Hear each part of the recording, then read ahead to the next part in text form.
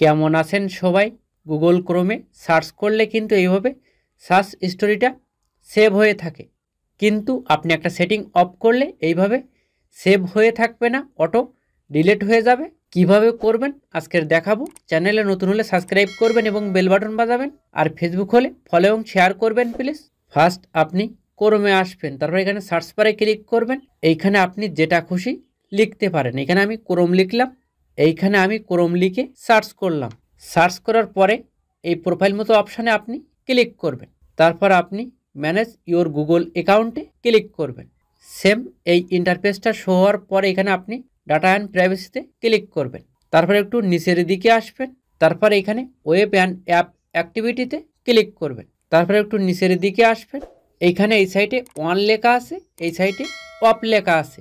আপনি এই অফ অপশানে ক্লিক করবেন। তারপর এখানে আপনি টার্ন অফে ক্লিক করবেন। তারপর এখানে আপনি গট ইটে ক্লিক করবেন।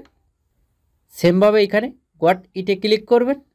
এখন কিন্তু এটা অফ হয়ে গেছে। এরপর থেকে সার্চ করলে আর সেভ হবে না। এরপর যেটা করতে হবে, গুগল অ্যাক্টিভিটিটা ডিলিট করতে হবে। তারপর আপনি এই ব্যাগ অপশানে ক্লিক করবেন। ব্যাগে আসার পরে আপনি একটু নিচের দিকে আসবেন, এইখানে আপনি সার্চ পার্সোনালাইজেশনে ক্লিক করবেন। তারপর এখানে আপনি সার্চ স্টোরিতে ক্লিক করবেন। তারপর এখানে আপনি ডিলিট অপশানে ক্লিক করবেন। তারপরে এখানে ডিলিট অল টাইমে ক্লিক করবেন। তারপর এখান থেকে আপনি সব সিলেক্ট করতে চাইলে সবগুলো সিলেক্ট করবেন, আর যেটা আপনি বাদ দিতে চাচ্ছেন সেটা এখান থেকে আপনি টিকটা তুলে দেবেন। তারপর আপনি কি করবেন, এখানে নেক্সটে ক্লিক করবেন। তারপর এখানে ডিলিটে ক্লিক করবেন। তারপর এখানে গট ইটে ক্লিক করবেন। কাজ কমপ্লিট